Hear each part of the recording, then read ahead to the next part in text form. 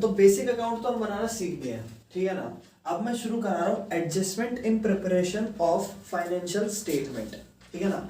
तो जब हम फाइनेंशियल स्टेटमेंट बनाते हैं तो उस टाइम पे कुछ एडजस्टमेंट होती है। होता क्या है कि जब भी हम फाइनल अकाउंट बनाते हैं ना, तो फाइनल अकाउंट के बाद जब ट्रायल बैलेंस बनता है, ट्रायल बैलेंस के बाद फाइनल अकाउंट बनते हैं, तो होता क्या है ना, जब ट्रायल बैलेंस हम बना लेते हैं तो उसके बाद ना कुछ ऐसी एंट्री होती है जो उसके बाद होती है, ट्रायल बैलेंस सब बनाने के बाद, या कुछ रह जाती है या कुछ रेक्टिफिकेशन हो जाती है, तो वो हम एडजस्टमेंट में अलग से उसे एडजस्ट करते हैं, ठीक है ना।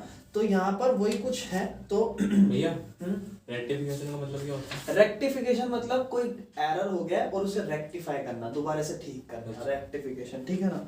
उसके बाद सबसे पहले तो हम क्लोजिंग स्टॉक का समझ चुके थे। क्लोजिंग स्टॉक को हम दो जगह लिखते हैं, ठीक है ना। कौन कौन सी दो जगह होती थी क्लोजिंग स्टॉक की? ट्रेडिंग अकाउंट में क्रेडिट साइड और बैलेंस शीट में असेट साइड, ठीक है ना। अब यहाँ पर शुरू हो गया है आउटस्टैंडिंग एक्सपेंस। एक एक चीज को बताऊंगा और उसे मैं बताऊंगा कहाँ कहाँ आ सकता है। तो पहले समझते हैं आउटस्टैंडिंग एक्सपेंस। तो अगर ये आपको क्वेश्चन में दिया हो, ऐसे लिखा हुआ हो एडजस्टमेंट में आउटस्टैंडिंग एक्सपेंस, पहले तो समझते हैं। एक्सपेंस मतलब खर्चा, आउटस्टैंडिंग एक्सपेंस मतलब ऐसा खर्चा जो बिजनेस में हमें अभी देना है। आउटस्टैंडिंग का मतलब पता होता है ना, तो वो अगर खर्चा आ जाए तो इसको ट्रीट कैसे करेंगे। आउटस्टैंडिंग एक्सपेंस में आउटस्टैंडिंग रेंट हो सकता है, क्योंकि एक्सपेंस रेंट है, सैलरी है, कमीशन मान लो जो हमें अभी देना है, हाँ देना था लेकिन अभी तक दिया नहीं, आउटस्टैंडिंग है, ठीक है ना। तो आउटस्टैंडिंग एक्सपेंस अगर आ जाए एडजस्टमेंट में तो उसको कैसे ट्रीट करेंगे। मान लो लिखा हुआ आ गया आउटस्टैंडिंग रेंट, मान लो लिखा आ गया आउटस्टैंडिंग सैलरी, ऐसे ऐसे लिखे हुए आ गए। तो जब आप देखो रेंट है, रेंट तो आप पी एंड एल में आपने लिखा होगा एक्सपेंस के लिए, सैलरी को आपने पी एंड एल में लिखा होगा, तो वहीं पर जो उसके इंपैक्ट होंगे ना, उसी में मान लो ये हमारा दो। अच्छा एक चीज जो मैं समझाना चाहूं, पहली एक चीज, एडजस्टमेंट ट्रायल बैलेंस जब करते थे तो इंपैक्ट एक ही जगह डालते थे। लाइक परचेज लिखा हुआ है तो ट्रेडिंग में परचेज की जगह लिखते थे, कहीं और लिखते थे नहीं। एडजस्टमेंट के हमेशा दो इंपैक्ट है, याद रखना। एडजस्टमेंट के कितने इंपैक्ट है? दो इंपैक्ट पड़ेंगे, ये याद रखना। कहां कहां पड़ेंगे वो दिमाग लगाना है, ठीक है ना। आउटस्टैंडिंग रेंट है, सही है, आउटस्टैंडिंग रेंट है तो समझते हैं। मान लो पी एंड एल में ऐसा रेंट है, जो ट्रायल बैलेंस में लिखा था वो 1000 रुपए था, ठीक है। तो उस 1000 रुपए को यहां मत लिखना, क्योंकि रेंट से कुछ और लेना देना भी है ना। तो उस रेंट को यहां लिखना। अब एक चीज खुद सोच, रेंट कितना बता रखा था? 1000 रुपए। आज मान ले 500 रुपए और निकल गया, इसका मतलब ये कौन सा रेंट है?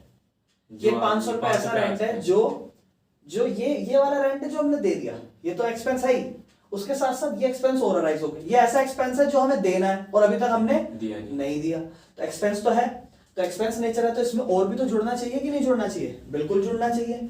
और इसके साथ साथ खुद सोच, एक इंपैक्ट तो पड़ गया, पी एंड एल में डाल दिया, दूसरा इंपैक्ट कहां पड़ना चाहिए? ध्यान से सोच, इसका नेचर देख, नेचर आउटस्टैंडिंग रेंट मतलब क्या नेचर है इसका? एक्सपेंस है, नेचर तो डाल दिया, उसके साथ क्या एक्सपेंस है इसका?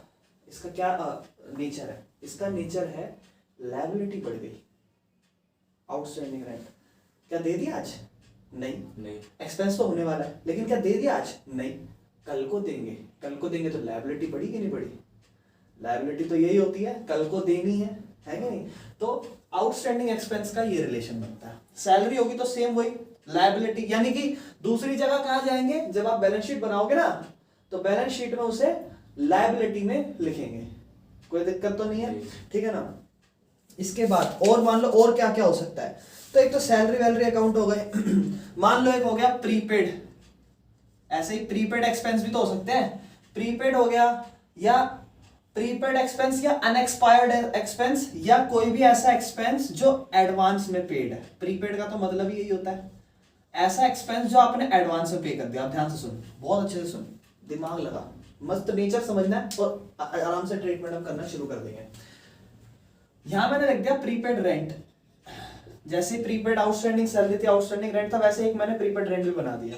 यानी कि जब मैंने कोई एक्सपेंस एडवांस में मैंने पे कर दिया, मान ले जैसे ये है, तो एक्सपेंस जो है वो आपने एडवांस में पे कर दिया है, एडवांस में पेड कर दिया, तो ये रहा 500 रुपये का पता चला, ठीक है ना। अब तो खुद सोच ध्यान से, ये एक्सपेंस जो एक्चुअल में आज का था ही नहीं, आज का एक्सपेंस पेड इन एडवांस का मतलब क्या होता है, जो हमने पहले थे वो मान लो ऐसा हो गया कि इस महीने आपको रहना है कहीं पर और आप उसका पहले पैसा दे रहे हो, क्या आपने अभी पूरे महीने रहने का लाभ उठाया? नहीं, लेकिन आप एडवांस में पे कर लो। जब तक आप 30 दिन रहोगे तब तक उसकी वसूली होगी, लेकिन अगर आपको कोई 30 दिन से पहले भगा दे या कुछ भी कर दे तो आप पूरा पैसा वापस ले सकते हो। That is paid in advance, advance में पे कर दिया भाई। तो एक चीज खुद सोचो, पेड इन एडवांस का नेचर समझते हैं, एक्सपेंस तो है, पेड कर दिया, ठीक है, सही है, लेकिन इससे अगर मैं सवाल पूछूं क्या ये एसेट्स और लायबिलिटीज में कौन सा है, तो बताओगे? एसेट्स है। बिल्कुल सही। क्यों? क्योंकि भैया हम इसका फायदा उठा सकते हैं, ले सकते हैं, जब तक कि हम इसका फायदा नहीं उठाएंगे। तो इसलिए इसका नेचर जो होता है, एडवांस में जो पेमेंट का नेचर होता है वो एसेट्स होता है, क्योंकि जब तक हमने पेमेंट करी ही नहीं है, मान लो मैंने आपको रेंट दे दिया, अब मैं पूरे 30 दिन तक रहूंगा, जब तक 30 दिन नहीं होंगे तब तक मैं आप मुझ पर एक तरह से आश्रित हो कि यार ये 30 दिन तक मैं इसे कुछ बोल नहीं सकता वरना दिक्कत हो जाएगी, समझ रहे हो, इस तरीके से। तो वही सेम चीज, तो यहां से क्या होगा, तो ध्यान रखना जो प्रीपेड रेंट है वो हमेशा रेंट में से माइनस हो जाएगा, एक्सपेंस में से माइनस हो जाएगा, और कहां शो होगा दूसरा इंपैक्ट? असेट साइड में, बैलेंस शीट में। एक चीज पूछो, हाँ, वो आउटस्टैंडिंग में से प्रीपेड माइनस होगा ना? नहीं, रेंट है, रेंट ट्रायल बैलेंस में जितना दिया उसमें से माइनस होगा। आउटस्टैंडिंग का तो अभी तक कुछ पढ़ा ही नहीं है, आउटस्टैंडिंग वो अलग हो गई, आउटस्टैंडिंग जो भी करी थी उसे 2 मिनट भूल जाओ, ये अलग है, ठीक है। वो आउटस्टैंडिंग दी होगी तो वो जुड़ेगी, अगर दी है तो उसमें से नहीं करनी, हमें तो रेंट में से माइनस करनी है, ठीक है। उसके बाद भैया ये ट्रेडिंग में होगा या P&L में, ट्रेडिंग में तो परचेज, ट्रेडिंग का ये सब है ही नहीं, है ना। उसके बाद अगला इंपैक्ट है जो तीसरा चौथा जो मतलब तीसरा इंपैक्ट है हमारा, वो है अक्रूड और आउटस्टैंडिंग इनकम। मतलब अक्रूड और आउटस्टैंडिंग इनकम, इसका मतलब क्या है? मतलब इनकम है भैया, पैसा आना है, ऐसा पैसा जो अक्रूड है या आउटस्टैंडिंग है, मतलब समझाएगा, मतलब कमा तो लिया लेकिन मिला नहीं है, तो असेट्स है, एक चीज तो समझ ही आ रही है भाई, कल को मिलेगा। अच्छा चलो इसको सोचते हैं, अभी इसको P&L में कहाँ लिखेंगे? मान ले इनकम है, तो कोई इंटरेस्ट है, वो मिलना है, मिला नहीं है, तो इनकम है, फील तो हो गई है, तो P&L में इसे बाय डेबिट क्रेडिट साइड लिख देना है, क्योंकि इनकम नेचर है, ठीक है ना। और यहाँ आ जाएगा, और उसके साथ साथ कहाँ पर आ जाएगा? असेट्स में आ जाएगा, ठीक है ना, क्योंकि कल को मिलेगा, है ना। और इनकम नेचर है, फील तो हो रहा है, इनकम जैसे एक्सपेंस होता नहीं है लेकिन फिर भी एक्सपेंस बना तो लेते हैं ना, जैसे इनकम होती नहीं है लेकिन इनकम बना तो लेते हैं ना, वैसे ही इसका लायबिलिटी एक्सपेंस असेट्स जहाँ जाएगा वो इम्पैक्ट डाल देंगे। उसके बाद ऐसी इनकम जो रिसीव करिए एडवांस में, मतलब भाई इनकम आज हुई नहीं है आपकी लेकिन आपने एडवांस में रिसीव कर ली, तो क्या करेंगे भाई, इसको समझते हैं। जैसे कि मैंने आपसे क्या करा, इसको समझाना चाह रहा हूं। अगला नेचर सोचो, जैसे एग्जांपल देता हूं, आप रेंट लेते थे, ठीक है, रेंट आपका मान लो 40,000 ट्रायल बैलेंस में दे रखा है, रेंट रिसीव वाला, तो आप क्रेडिट साइड क्या कर लोगे? बाय रेंट रिसीव लिख दोगे। अच्छा इसकी एंट्री भी है तो इसलिए यहीं पे लिख दोगे शॉर्ट में, क्योंकि इसके एडजस्टमेंट भी है। एडजस्टमेंट पता है क्या बोलता है? बोलता है 40,000 रुपए का रेंट, और पता चला 6,000 रुपए का रेंट एडवांस में ले लिया था आपने, तो माइनस हो जाएगा। तो भैया बिल्कुल सही बात है, माइनस हो जाएगा। क्यों? क्योंकि ये रेंट अभी तक हमारे हक का बना ही नहीं है, हमारे हक का नहीं है ये अभी। और एक चीज खुद सोचो, ये आपने ले तो लिया, ठीक है, यहाँ से माइनस तो कर दिया, इसका दूसरा नेचर क्या होना चाहिए, क्योंकि 2 इंपैक्ट पड़ते हैं, तो दूसरा सोचो लायबिलिटी होगा या असेट्स होगा? लायबिलिटी होगा, असेट्स नहीं होगा, क्योंकि ये पैसा आपको आज मिल गया, जब तक कि वो 1 महीने नहीं रहेगा आप एक तरीके से डरे डरे रहोगे, समझ रहे हो? आपको देने पड़ेगा पैसा जब तक वो नहीं रहता, जब तक वो पूरे 30 दिन नहीं रहता, लायबिलिटी है एक तरीके से, ठीक है ना। क्लियर है ये चीज भी? इसके बाद डेप्रिसिएशन के कुछ इंपैक्ट होते हैं। अब यहाँ पर धीरे धीरे चीजें अच्छी होती जा रही हैं, तो अगर डेप्रिसिएशन का कुछ इंपैक्ट हो गया तो समझो। तो देखो पहली चीज ध्यान से सुन लेना मेरी एक बार, ध्यान से मस्त तरीके से। डेप्रिसिएशन अगर ट्रायल बैलेंस में दिया है तो वो अलग है, एडजस्टमेंट में दिया है तो वो अलग समझना। मतलब डेप्रिसिएशन जो है वो एडजस्टमेंट में आएगा तो क्या इंपैक्ट होगा वो मैं समझा रहा हूँ, ठीक है ना। तो पहले समझ, डेप्रिसिएशन जो है ना वो दो तरीके से आ सकते हैं। वैसे हमें तो सिर्फ वैसे एक ही तरीके से समझना है। मान ले क्वेश्चन में डेप्रिसिएशन दे दिया तो कुछ नहीं करना, डेप्रिसिएशन बोलेगा इतना इतना है, कैलकुलेट करो। दो इम्पैक्ट तो पढ़ने वाले हैं एडजस्टमेंट में, इतना तो हमें पता है। मान ले मशीन थी 1 लाख रुपए की, डेप्रिसिएशन उसने बोला 10% डेप्रिसिएशन लगेगा, और ये 10% डेप्रिसिएशन उसने एडजस्टमेंट में बोला, एडजस्टमेंट में बोल दिया, ठीक है। एडजस्टमेंट में बोला है तो हम ये चीज समझ गया कि उसके दो इम्पैक्ट पड़ने वाले हैं। अच्छा 1 लाख पे 10% हो जाएगा 10,000, ठीक है। 10,000 डेप्रिसिएशन लगने वाला एक्सपेंस हो गया। एक्सपेंस P&L में लिखूं ट्रेडिंग में लिखूं, तू बता। ये वाला ये P&L में आएगा, ट्रेडिंग में तो आ ही नहीं सकता। तो यहाँ तो तू लिख देगा डेप्रिसिएशन कितना 10,000। लेकिन यार हमने तो ये पढ़ा है कि एडजस्टमेंट के दो इम्पैक्ट होता है, एक इम्पैक्ट तो डाल दे, दूसरा कहाँ जाएगा? बैलेंस शीट में। बैलेंस शीट में किधर? बैलेंस शीट में लायबिलिटी साइड नहीं, ध्यान से सुन यार। ये तो देख असेट्स है, हाँ बैलेंस शीट में असेट्स में मशीनरी लिखी होगी, हाँ कितनी? 1 लाख, 1 लाख और उस पर डेप्रिसिएशन माइनस हुआ होगा। 10 समझ में आ रहा है? क्लियर है ना? क्योंकि अगर ये एडजस्टमेंट में लिखी है, अगर ये एडजस्टमेंट में लिखी है तो दो इम्पैक्ट हो गए, है ना। अगर ये एडजस्टमेंट में नहीं लिखी होती, सिर्फ ट्रायल बैलेंस में होती ना, तो सिर्फ यहाँ आती और कहीं नहीं आती। क्लियर है? क्योंकि ट्रायल बैलेंस का इम्पैक्ट जो है सिर्फ एक जगह पड़ता है। क्लियर है ये क्वेश्चन? इसके बाद इसके बाद लगभग सारे क्वेश्चन हो ही गए हैं, तो हम अब लोग जो है शुरू कर सकते हैं एक छोटा क्वेश्चन। पहला अकाउंट, ठीक है ना, ये है फॉर द ईयर एंडेड।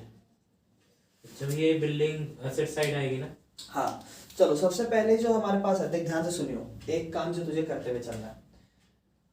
सबसे पहला काम मैं बताता हूँ क्या है। सबसे पहला काम होता है एडजस्टमेंट पढ़ने का, ठीक है। एडजस्टमेंट पढ़ोगे तो ही आपको लगेगा कि हाँ सही चल रहा है। तो सबसे पहले हम पीछे आ रहे हैं एडजस्टमेंट में, क्योंकि भैया एडजस्टमेंट क्यों करा रहा हूँ? एडजस्टमेंट करके इसे बोलने ना करना है, एडजस्टमेंट करके उसका सोचना है इम्पैक्ट कहाँ पड़ेगा, उसको ट्रायल बैलेंस में टिक मार देना है ताकि आपको क्लियर रहे।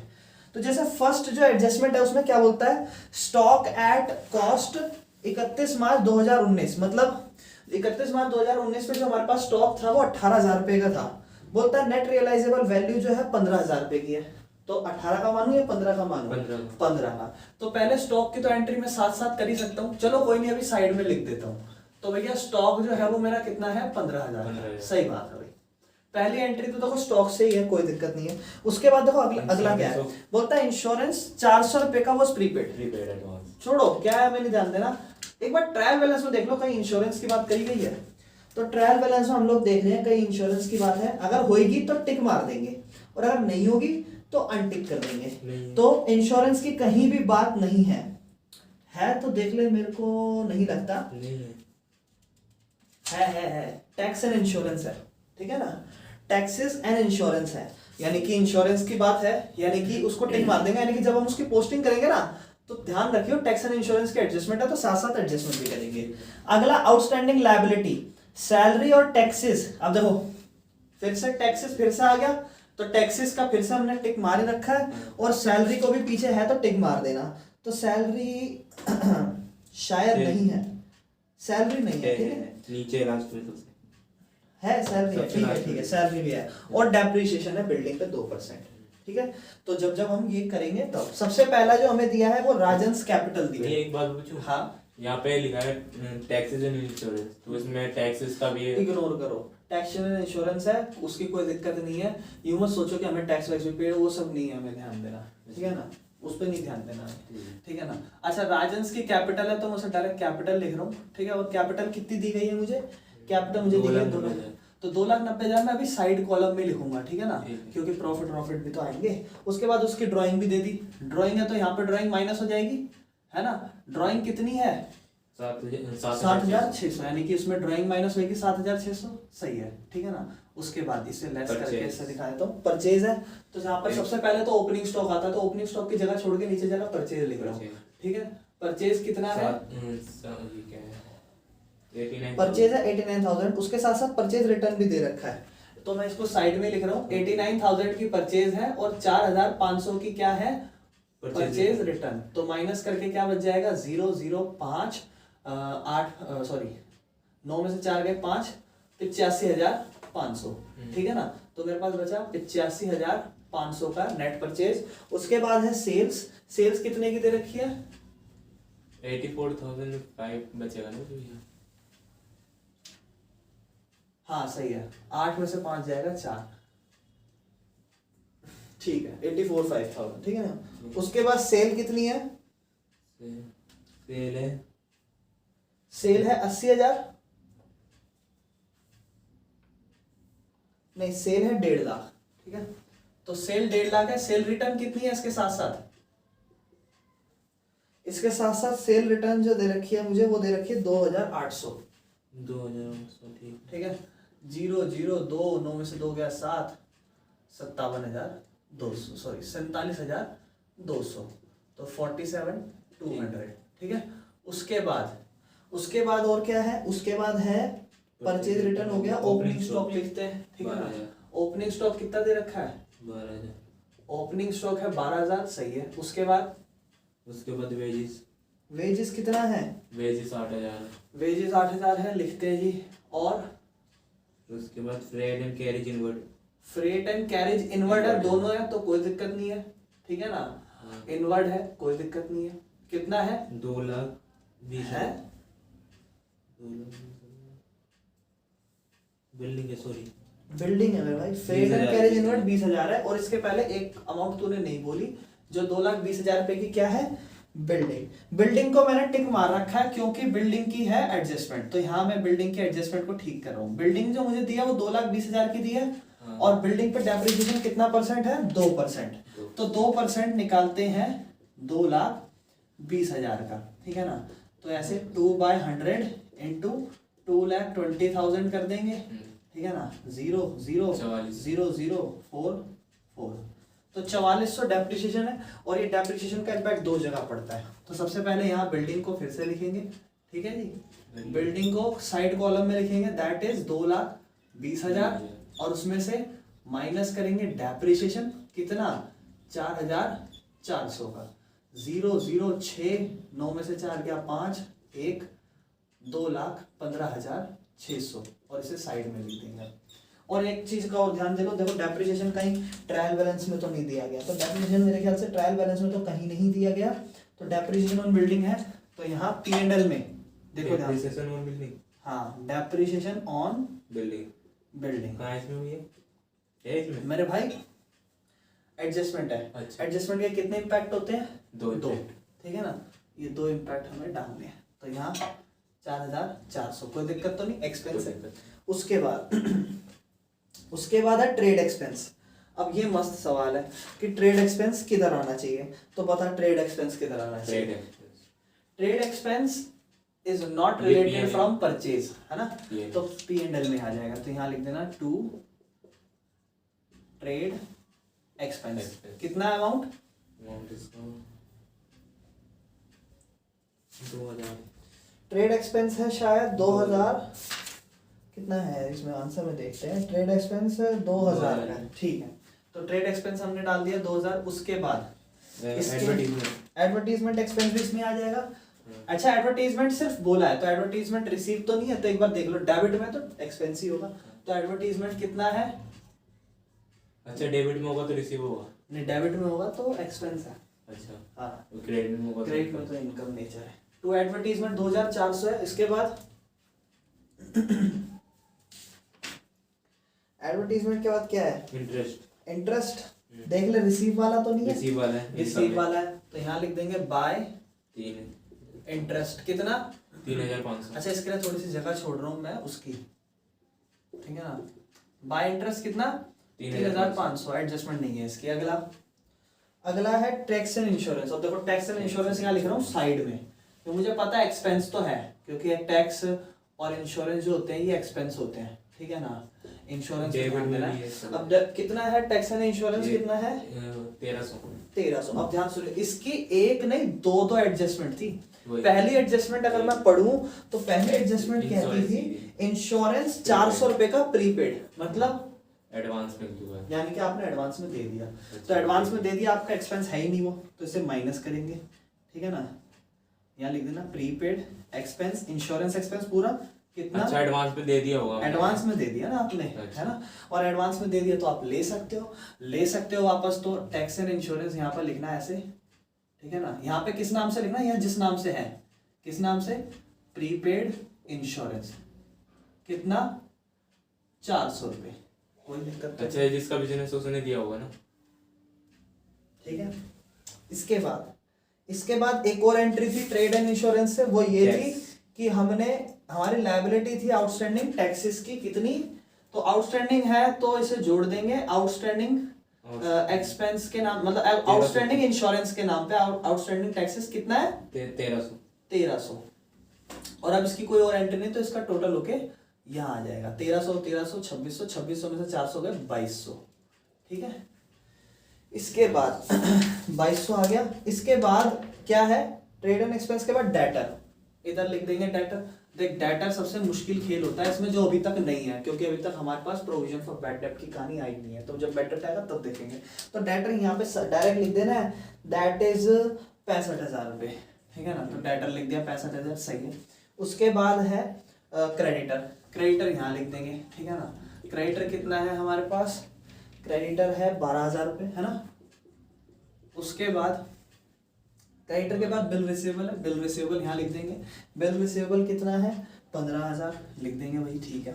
अच्छा उसके बाद क्या हुआ बोल? ये जो क्रेडिट साइड आ रही, जो असेट्स है वो क्रेडिट साइड आएंगे ना। क्या? जो असेट्स हैं वो क्रेडिट साइड आएंगे। ये जो इसमें क्रेडिट साइड दे रखे हैं ना, इनका नेचर आप बता रहे थे। हाँ, तो असेट्स असेट्स कभी भी क्रेडिट नहीं होती। असेट्स जब बड़ी भी दिखाई देगा तो हमेशा डेबिट में ही दिखाएगा। तो नाम से पढ़ना, क्यों छोड़ रहा है डेबिट क्रेडिट, छोड़ना, अपना नाम से पढ़ो। हमें पता है ना उनके नेचर क्या है। बिल्स पेबल जो है, अब देख खुद सोच, बिल्स पेबल जब बढ़ता है तो क्या होता है, क्रेडिट बढ़ता है, तो इसलिए उसको क्रेडिट में दे रखा है, ठीक है ना। उसके बाद कैश एट बैंक, यानी कि बैंक बैलेंस आपको दे रखा है। बैंक हमें 1200 रुपये दे रहा है, 12,000 सॉरी। उसके बाद आपको देता है कैश इन हैंड, यानी कि कैश अकाउंट आपको देता है, जो है 1,900 रुपये, ठीक है जी। उसके बाद हमें लास्ट में दी है सैलरीज की एक और एडजस्टमेंट थी, तो पहले यहाँ सैलरी लिखते हैं, 2 सैलरीज कितनी है यहाँ पर, 6,000 है। और 6,000 रुपये की क्या यहाँ पर एडजस्टमेंट है, आउटस्टैंडिंग सैलरी बोलता है 2,000 रुपये, ठीक है ना। यानी कि आउटस्टैंडिंग सैलरी ऐसी सैलरी जो हमने अभी तक पे नहीं करी है, तो आउटस्टैंडिंग यहाँ सैलरी 8,000 है ना, सैलरी 6,000 नहीं है, 8,000 है, हाँ। ठीक है। और इसमें आउटस्टैंडिंग कितनी जुड़ गई है, 2,000। तो आउटस्टैंडिंग जुड़ के 10,000 हो गई। क्योंकि ये एडजस्टमेंट है तो इसके इम्पैक्ट दो जगह पड़ेंगे। अगर आउटस्टैंडिंग सैलरी बड़ी है तो हमारी लायबिलिटी बढ़ी है। एक एंट्री जो मैंने करना भूल गया, वो अभी मैं एक बार फिर करा देता हूँ, क्योंकि हमने एक एडजस्टमेंट जो है वो आउटस्टैंडिंग एक्सपेंस की एक ही जगह इम्पैक्ट डाला, अगर ध्यान हो तो, और ये हमने दो जगह इम्पैक्ट नहीं डाला, ठीक है ना। तो आउटस्टैंडिंग एक्सपेंस ये भी तो माना जाएगा आउटस्टैंडिंग टैक्स के नाम से, और इसके भी 2 इम्पैक्ट होंगे, तो ये भी 1,300 रुपये यहाँ आ जाएगा, कोई दिक्कत तो नहीं। इसके बाद और तो कोई एंट्री होएगी नहीं, अकाउंट क्लोज करते हैं और पोस्टिंग करते हैं, ठीक है ना। चलो जी, ये है 1,47,200, इधर रह गया बाय क्लोजिंग स्टॉक कितना, 15,000, और क्लोजिंग स्टॉक एक और जगह रह गया 15,000, ठीक है। अब देखते हैं 1,47,200 और 15,000, ठीक है ना। तो 1,47,200 और 15 हो गया 1,62,200, ठीक है ना। डायरेक्ट ऑन पोस्टिंग देख रहा हूँ, 1,62,200 में से सारी एंट्रीज यही हैं, और इसको माइनस करूंगा तो 37,700 रुपये का ग्रॉस प्रॉफिट आ रहा है। यहाँ थोड़ी जगह ज़्यादा बचनी चाहिए, ठीक है ना, वो कोई दिक्कत नहीं है। 37,700 का ग्रॉस प्रॉफिट आ रहा है, ठीक है ना। तो यहाँ हम लिखेंगे ग्रॉस प्रॉफिट है, और ये ट्रांसफर हो जाएगा P&L में, और यहाँ पर ट्रांसफर करेंगे बाय ग्रॉस प्रॉफिट, ठीक है ना, ट्रांसफर्ड फ्रॉम ट्रेडिंग अकाउंट, ठीक है ना, जो कि कितना है 37,700, और इसका बैलेंस कम लग रहा है, इसका ज़्यादा 37, और ये 0 0 7 5 12, 7 और 1 8, 8 और 3 11, 3 और 1 4, 41,200, और यहाँ लिख देंगे 41,200, और 41,200 में से अमाउंट माइनस करते हैं 4,400 और 2,000 6,400 6,400 और 2,000 8,800 8,800 और 2,200 इस 0 0 8 2 10 8 और 1 9 9 और 2 11 11 और 10 21,000 21,000 माइनस करना है 41,200 में से 0 0 2 एक में से 1 गया 0 4 में से 4 गया 20,200 का मेरा आ रहा है नेट प्रॉफिट। और ये कहाँ ट्रांसफर होता है नेट प्रॉफिट? नेट प्रॉफिट ये होता है लायबिलिटी साइड, ये लायबिलिटी में कैपिटल में जुड़ता है, ठीक है ना। यहाँ नेट प्रॉफिट कितना 20,200। तो यहाँ पर बैलेंसिंग करता हूँ 2,90,000 में से दो ये जुड़ेगा तो 3,10,200 हो जाएगा और इसमें से 7,600 माइनस करूंगा 0 0 12 में से 6 गया 6 9 में से 2 गया 7 100 में से 7 गया 2 और ये 3,02,600। तो यहाँ आ जाएगा 3,02,600 और इसमें सारी अमाउंट जोड़ता हूँ 12,000 7,000 2,000 1,300 0 0 6 3 9 2 2 4 4 7 11 11 2 13 और 1 14 1 और 1 2 3,24,900 और इधर भी चेक करते हैं क्या यही बन रहा है। तो 2,15,600 को 400 से जोड़ते हैं 65,000। एक बढ़िया चीज जो मैं तुझे बोलूंगा कि जब भी तू करे कि जीरो के नीचे जीरो रखे ताकि तेरे को अलग से ना उतारना पड़े टोटलिंग करने के लिए, जो एक बढ़िया तरीका होता है, ठीक है ना। जो ठीक है ना, ध्यान रखना है 12,000 1,900 1,500 15,000 है 15,000 है, ठीक।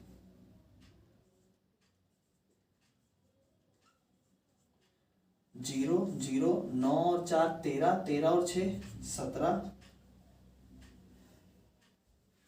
सब सही तो चल रहा है। 3 लाख कितना आ रहा है 3,24,900 आ रहा है, सही है। 2,15,600 सही है, 400 ठीक है, 12,000 ठीक है, 15,000 ठीक है, 1,900 ठीक है, सही है। तो फिर कुछ 6 4 10 10 और 9 सही तो है यार, हमने 6 4 10 10 और 9 19 5 और 1 6 6 5 11 11 5 16 16 5 और 1 6 6 5 11 11 5 16 16 2 18 18 और 1 19 19 5 24 2 और 1 3 3 6 9 10 11 11 और 1 12 2 और 1 3। इसका भी बैलेंस कितना आ गया 3,24,900। और ये हमारा हमने फाइनेंशियल स्टेटमेंट देखी विद एडजस्टमेंट। क्लियर है? एक बात पूछूं, कभी ये इस साइड का और इस साइड का बैलेंस मैच ना करे तो मैच ना करे तो मतलब तुमने गलती करी है कोई, ठीक है ना? ठीक है बस कर ले इस क्वेश्चन को।